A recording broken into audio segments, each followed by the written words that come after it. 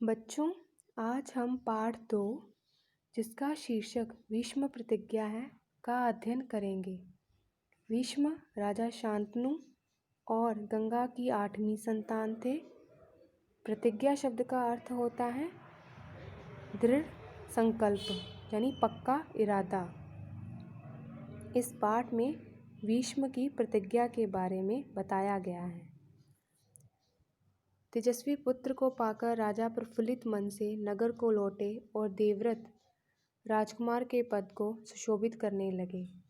पिछले पाठ में हमने ये पढ़ा था कि गंगा अपना वचन पूरा करती है और राजा को उनकी संतान यानी देवव्रत वापस लौटा देती है।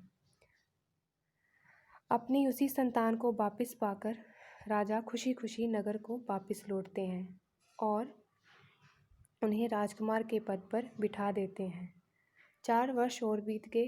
एक दिन राजा शांतनु यमुना तट की ओर घूमने गए तो वहाँ अप्सरा सी सुंदर एक तरुणी खड़ी दिखाई दी। तरुणी का नाम सत्यवती था। अप्सरा शब्द का अर्थ होता है स्वर्गलोक की स्त्री। तरुणी शब्द का अर्थ होता है युवती यानी लड़की। राजा को यमुना के किनारे पर एक बहुत ही सुंदर युवती दिखाई देती है जिसका नाम था सत्यवती। गंगा के वियोग के कारण राजा के मन में जो विराग छाया हुआ था वह इस तरुणी को देखते ही विलीन हो गया। उस सुंदरी को अपनी पत्नी बनाने की इच्छा उनके मन में बलवती हो उठी और उन्होंने सत्यवती से प्रेम याचना की। वियोग शब्द का अर्थ होता है किसी से अलग होने की अवस्था। विराग शब्द का अर्थ होता है उदासीनता। विलीन शब्द का अर्थ होता है गायब होना, अदृश्य हो जाना। प्रेम जाचना शब्द का अर्थ होता है प्रेम की प्रार्थना। गंगा से बिछड़ने के बाद यानी गंगा से अलग होने के बाद राजा के मन में जो उदासीनता छाई हुई थी वह उस युवती को देखकर गायब हो जाती है अर्थात लुप्त हो जाती है। उस सुंदर स्त्री को पत्नी बनाने की इच्छा उनके मन में बलवती हो उठती है। राजा चाहते हैं कि वे उस सुंदर युवती को अपनी पत्नी बना लें, इसलिए वे सत्यवती से प्रेम की प्रार्थना करते हैं अर्थात उनके सामने विवाह का प्रस्ताव रखते हैं। सत्यवती बोली, मेरे पिता मल्लाओं के सरदार हैं, पहले उनकी अनुमति ले लीजिए, फिर मैं आपकी पत्नी बनने को तैयार हूँ। सत्यवती जब शांतनु के मुख से विवाह का प्रस्ताव सुनती है तो उत्तर में वह बोलती है कि उनके पिता मल्लाहों के सरदार हैं। मल्लाह शब्द का अर्थ होता है नाव चलाने वाला। मल्लाह शब्द के अर्थ में हम नाविक या मांझी भी लिख सकते हैं। अनुमति शब्द का अर्थ होता है आज्ञा। सत्यवती उत्तर में कहती है कि उनके पिता मल्लाहों के सरदार हैं, आप उनकी आज्ञा ले लीजिए तो मैं भी आपकी पत्नी बनने के लिए तैयार हूँ। राजा शांतनु ने जब अपनी इच्छा उन पर प्रकट की तो केवटराज ने कहा, आपको मुझे एक वचन देना होगा। जब राजा शांतनु केवटराज यानी सत्यवती के पिता से मिलने जाते हैं और विवाह का प्रस्ताव रखते हैं तब केवटराज कहते हैं कि राजा को एक वचन देना होगा। राजा ने कहा, जो मांगोगे दूंगा यदि वह मेरे लिए अनुचित ना हो। अनुचित शब्द का अर्थ होता है जो उचित ना हो अर्थात जो ठीक ना हो। राजा ने कहा कि मैं आपका मांगा हुआ वचन जरूर दूंगा, बस शर्त ये है कि वो उचित होना चाहिए। केवटराज बोले, आपके बाद हस्तिनापुर के राज सिंहासन पर मेरी लड़की का पुत्र बैठेगा, इस बात का आप मुझे वचन दे सकते हैं। केवटराज ने राजा से प्रश्न किया कि वे चाहते हैं कि उनकी बेटी का पुत्र अर्थात उनका नाती ही हस्तिनापुर के राज सिंहासन पर बैठे, तो क्या राजा ऐसा वचन दे सकते हैं। केवटराज की शर्त राजा शांतनु को नागवार लगी। गंगा सुत को छोड़कर अन्य किसी को राजगद्दी पर बैठाने की कल्पना तक उनसे ना हो सकी। निराश और उद्विग्न मन से वे नगर की ओर लौट आए। किसी से कुछ नहीं कह सके, पर चिंता उनके मन को कीड़े की तरह कुतर कुतर कर खाने लगी। जब केवटराज के मुख से राजा ऐसी शर्त सुनते हैं तो राजा को वह शर्त मंजूर नहीं होती है और उन्हें लगता है कि गंगा के बेटे को छोड़कर और किसी को भी राजगद्दी पर बिठाने की वे कल्पना नहीं कर सकते हैं। इस तरह राजा निराश और दुखी मन से नगर की ओर वापस लौट आते हैं। वे किसी से कुछ नहीं कहते हैं, किंतु चिंता उनके मन को कीड़े की तरह कुतर कुतर कर खाती रहती है। जिस प्रकार कीड़ा किसी चीज़ को कुतर कुतर कर खाता है, वैसे ही चिंता उनके मन को धीरे धीरे खाए जा रही थी। देवव्रत ने देखा कि उनके पिता के मन में कोई ना कोई व्यथा समाई हुई है।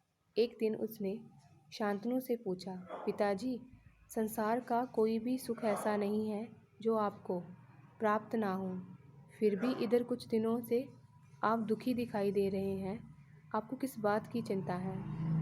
जब देवव्रत अपने पिता को दुखी देखते हैं, वो समझ जाते हैं कि शांतनु के मन में कोई ना कोई बात ऐसी ज़रूर है जो उनसे छुपी हुई है।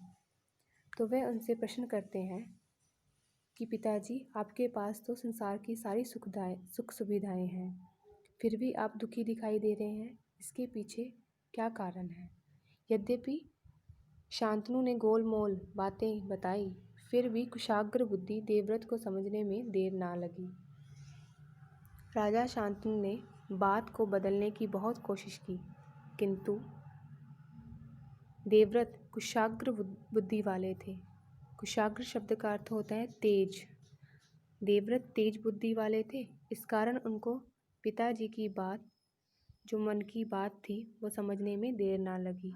उन्होंने राजा के सारथी से पूछताछ करके उस दिन केवटराज से जमुना नदी के किनारे जो कुछ बातें हुई थी उनका पता लगा लिया था। सारथी शब्द का अर्थ होता है रथ चलाने वाला। देवव्रत ने राजा के जो रथ चलाने वाला था उससे पूछताछ करके केवटराज यानी सत्यवती के पिता से यमुना के किनारे पर जो बात होती है उसके बारे में पता लगा लिया। पिताजी के मन की व्यथा यानी पीड़ा जानकर देवव्रत सीधे केवटराज के पास गए और उनसे कहा कि वह अपनी पुत्री सत्यवती का विवाह महाराज शांतनु से कर दे। अपने पिता की व्यथा यानी पीड़ा को दूर करने के लिए शांतनु स्वयं केवटराज से मिलने जाते हैं और उनसे प्रार्थना करते हैं कि वे अपनी पुत्री सत्यवती का विवाह उनके पिता यानी महाराज शांतनु से कर दें। केवटराज ने वही शर्त दोहराई जो उन्होंने शांतनु के सामने रखी थी। देवव्रत ने कहा, यदि तुम्हारी आपत्ति का कारण यही है तो मैं वचन देता हूँ कि मैं राज्य का लोभ नहीं करूँगा। सत्यवती का पुत्र ही मेरे पिता के बाद राजा बनेगा। जब केवटराज वही शर्त शांतनु, जो शर्त उन्होंने शांतनु के सामने रखी थी, देवव्रत के सामने भी रखते हैं, तो देवव्रत कहते हैं कि यदि आपके ऐतराज, यहाँ आपत्ति शब्द का अर्थ है ऐतराज, यदि आपके ऐतराज का कारण यही है तो मैं वचन देता हूँ कि मैं राज्य का लोभ अर्थात लालच नहीं करूँगा और मेरे पिता के बाद सत्यवती का जो पुत्र होगा वही राजा बनेगा, मैं गद्दी पर नहीं बैठूँगा। केवटराज इससे संतुष्ट ना हुए, उन्होंने और दूर की सोची। केवटराज की तृप्ति इससे नहीं हुई तो उन्होंने और दूर की सोची और बोले, आर्यपुत्र, इस बात का मुझे पूरा भरोसा है कि आप अपने वचन पर अटल रहेंगे, किंतु आपकी संतान से मैं वैसी आशा कैसे रख सकता हूँ? आप जैसे वीर का पुत्र भी तो वीर ही होगा। बहुत संभव है कि वह मेरे नाती से राज्य छीनने का प्रयत्न करे। इसके लिए आपके पास क्या उत्तर है? केवटराज देवव्रत को संबोधित अर्थात बुलाते हुए कहते हैं कि हे आर्यपुत्र, मुझे आप पर तो पूरा भरोसा है यानी यकीन है कि आप अपने वचन का पालन करोगे और आप गद्दी पर नहीं बैठोगे, किंतु आपकी संतान भी ऐसी ही होगी ऐसी मुझे कोई आशा नहीं है, क्योंकि आप एक वीर पुरुष हैं और आपकी संतान भी तो वीर होगी और बहुत संभावना है कि वे मेरे नाती यानी मेरी बेटी के पुत्र से राज्य छीनने का प्रयास करें। तो वे ऐसी स्थिति में क्या करेंगे, इस संबंध में प्रश्न करते हैं। केवटराज का प्रश्न अप्रत्याशित था, यानी अचानक आया था, जिसकी कोई आशा नहीं थी। देवव्रत ने सोचा नहीं था कि ऐसा कोई प्रश्न भी उनके सामने आएगा। अप्रत्याशित शब्द का अर्थ होता है जिसकी कोई आशा ना हो, जो अचानक घटित हो जाए। उसे संतुष्ट करने का यही अर्थ हो सकता था कि देवव्रत अपने भविष्य का भी बलिदान कर दे। बलिदान शब्द का अर्थ होता है कुर्बान।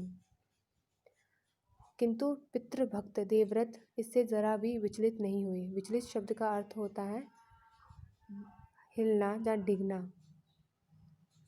व्याकुल होना। गंभीर स्वर में उन्होंने यह कहा, मैं जीवन भर विवाह नहीं करूँगा, आजन्म ब्रह्मचारी रहूँगा, मेरे संतान ही ना होगी। अब तो तुम संतुष्ट हो।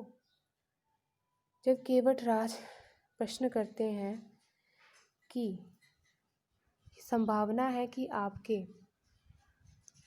आपकी जो संतान होगी वे मेरे नाती से राज्य छीनने का प्रयास करती है, तो इसके लिए आपके पास क्या उत्तर है?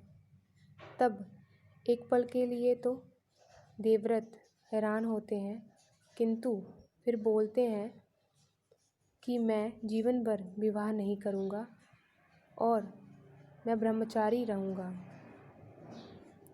इस तरह ना मेरी कोई संतान हो गई और ना ही जो आपको भय सता रहा है आपके नाती से गद्दी छीनने का, उसकी कोई संभावना रहेगी। किसी को आशा ना थी कि तरुण कुमार ऐसी कठोर प्रतिज्ञा करेंगे। देवव्रत ने भयंकर प्रतिज्ञा की थी, इसलिए उस दिन से उनका नाम ही भीष्म पड़ गया था। भयंकर शब्द का अर्थ होता है डरावना और भीष्म शब्द का अर्थ भी होता है डरावना। देवव्रत ने अपने पिता की खुशी की खातिर बहुत बड़ी प्रतिज्ञा की थी, इसलिए उनका नाम भीष्म पड़ गया था। केवटराज ने सानंद अपनी पुत्री को देवव्रत के साथ विदा किया, यानी केवटराज ने खुशी खुशी अपनी बेटी सत्यवती का विवाह जो है शांतनु के लिए करवाना स्वीकार कर लिया। सत्यवती से शांतनु के 2 पुत्र हुए, चित्रांगद और विचित्रवीर्य। शांतनु के देहावसान पर चित्रांगद हस्तिनापुर के सिंहासन पर बैठे। जब शांतनु की मौत हो जाती है तो उनके बड़े बेटे चित्रांगद हस्तिनापुर की गद्दी पर बैठते हैं। देहावसान शब्द का अर्थ होता है मृत्यु अर्थात मौत। और उनके युद्ध में मारे जाने पर विचित्रवीर्य। चित्रांगद की किसी युद्ध में मौत हो जाती है तो इसके बाद विचित्रवीर्य अर्थात चित्रांगद के छोटे भाई और शांतनु के छोटे बेटे गद्दी पर बैठते हैं। विचित्रवीर्य की 2 रानियां थीं, अंबिका और अंबालिका। अंबिका के पुत्र थे धृतराष्ट्र और अंबालिका के पुत्र थे पांडु। धृतराष्ट्र के पुत्र कौरव कहलाए और पांडु के पांडव। महात्मा भीष्म शांतनु के बाद से कुरुक्षेत्र युद्ध का अंत होने तक उस विशाल राजवंश के सामान्य कुलनायक और पूज्य बने रहे। भीष्म पितामह शांतनु के बाद से यानी अपने पिता की मृत्यु से लेकर कुरुक्षेत्र के युद्ध तक वो अपने जो विशाल उनका वंश था उनके नायक बने रहे, उनका नेतृत्व करते रहे। शांतनु के बाद कुरु वंश का क्रम यानी सीक्वेंस यह रहा। राजा शांतनु की 2 पत्नियां हुई थीं, गंगा और सत्यवती। गंगा से उन्हें देवव्रत पुत्र की प्राप्ति हुई थी और सत्यवती जो रानी थी उनसे चित्रांगद और विचित्रवीर्य की। शांतनु की मृत्यु के बाद उनके बड़े बेटे चित्रांगद गद्दी पर बैठते हैं। चित्रांगद की किसी युद्ध में अकाल मृत्यु हो जाती है तो इसके बाद विचित्रवीर्य गद्दी पर बैठते हैं। विचित्रवीर्य की 2 रानियां थीं, अंबिका और अंबालिका। अंबिका और विचित्रवीर्य की संतान थी धृतराष्ट्र।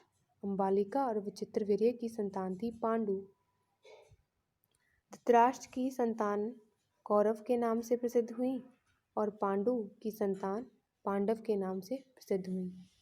ये था पाठ 3। धन्यवाद।